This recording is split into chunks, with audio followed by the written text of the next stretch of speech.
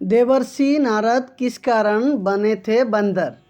श्री नारद बड़े ही तपस्वी और ज्ञानी ऋषि हुए, जिनके ज्ञान और तप की माता पार्वती भी प्रशंसक थी। तभी एक दिन माता पार्वती श्री शिव से नारद मुनि के ज्ञान की तारीफ करने लगी। शिव ने पार्वती जी को बताया कि नारद बड़े ही ज्ञानी है, लेकिन किसी भी चीज़ का अहंकार अच्छा नहीं होता है। एक बार नारद को इस अहंकार का कारण बंदर बनना पड़ा था।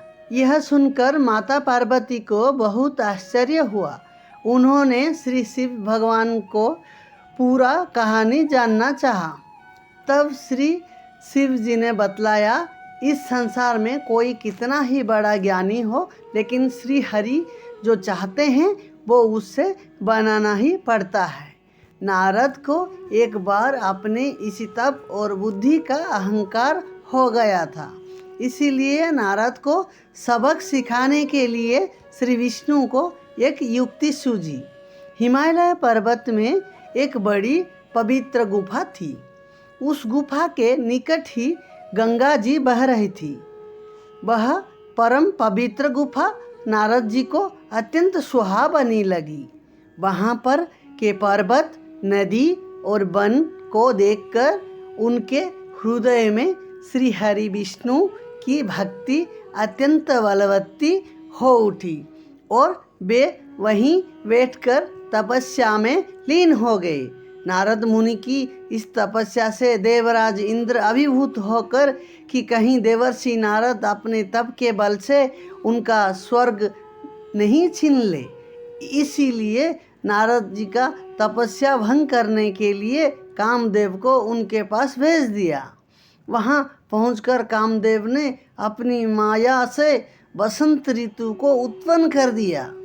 पेड़ और पत्ते रंग बिरंगे फूलों खिल गए, कोयल के कूकने लगी और भींग गुजार करने लगी। कामाग्नि को भड़काने वाली शीतल मंद सुगंध सुहावनी हवा चलने लगी। रंभा आदि अप्सराएं नाचने लगी, किंतु कामदेव की किसी भी माया का नारद मुनि पर कुछ भी प्रभाव नहीं पड़ा। तब कामदेव को डर सताने लगा कि कहीं नारद मुझे श्राप ना दे दे। इसीलिए उन्होंने श्री नारद से क्षमा मांगी। नारद मुनि को थोड़ा भी क्रोध नहीं आया और उन्होंने कामदेव को क्षमा कर दिया। कामदेव वापस अपने लोक में चले गए। कामदेव के चले जाने पर नारद मुनि के मन में अहंकार हो गया कि मैंने कामदेव को जीत लिया है।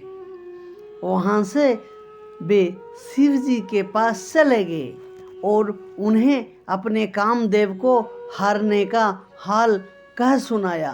भगवान शिव समझ गए कि नारद को अहंकार हो गया है। शंकर जी ने सोचा कि यदि इनके अहंकार की बात विष्णु जी जान गए तो नारद के लिए अच्छा नहीं होगा। इसीलिए उन्होंने नारद से कहा कि तू मैंने जो बात मुझे बताई है उसे श्री हरि को मत बताना। नारद जी को शिव जी की यह बात अच्छी नहीं लगी। उन्होंने सोचा कि आज तो मैंने कामदेव को हराया और ये भी किसी को नहीं बताऊं। नारद जी क्षीर सागर पहुंच गए और शिव जी के मना करने के बाद भी सागर की कथा उन्हें सुना दी। भगवान विष्णु समझ गए कि आज तो नारद को अहंकार ने घेर लिया है। अपने भक्त के अहंकार को वह सहन नहीं कर पाए। इसीलिए उन्होंने अपने मन में सोचा कि मैं ऐसा उपाय करूंगा कि नारद का घमंड भी दूर हो जाए और मेरी लीला भी चलती रहे।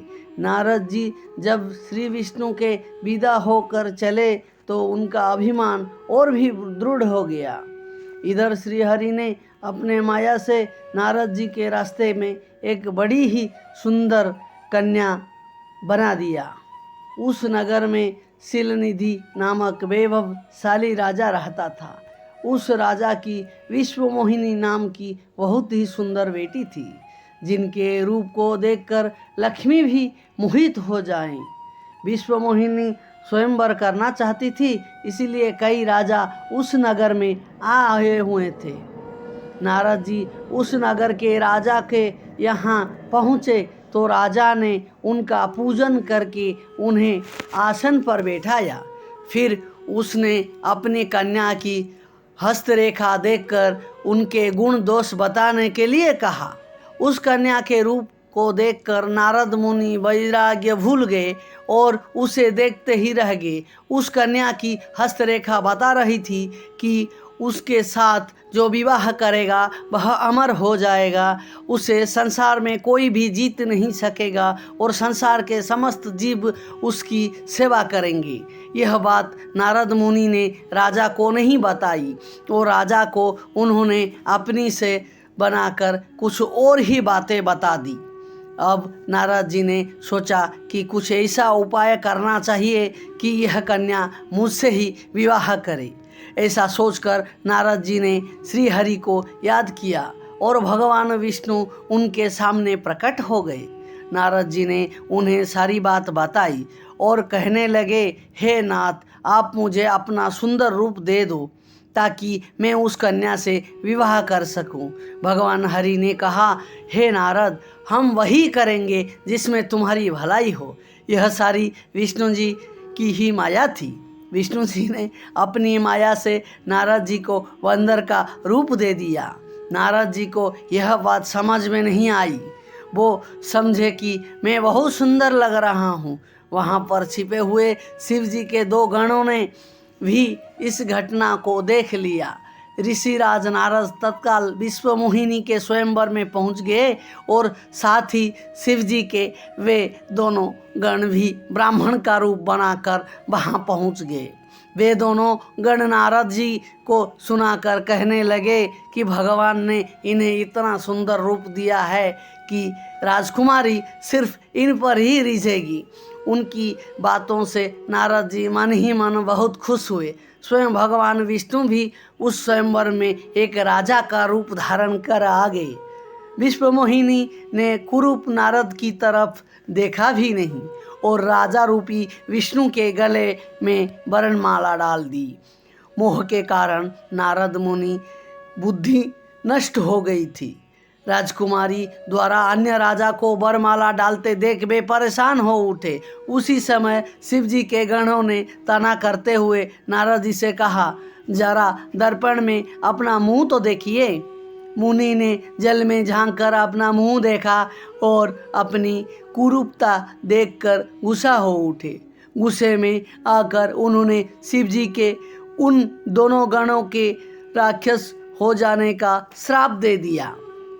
उन दोनों को श्राप देते बाद जब मुनि ने एक बार फिर से जल में अपना मुंह देखा तो उन्हें अपना असली रूप फिर से मिल चुका था।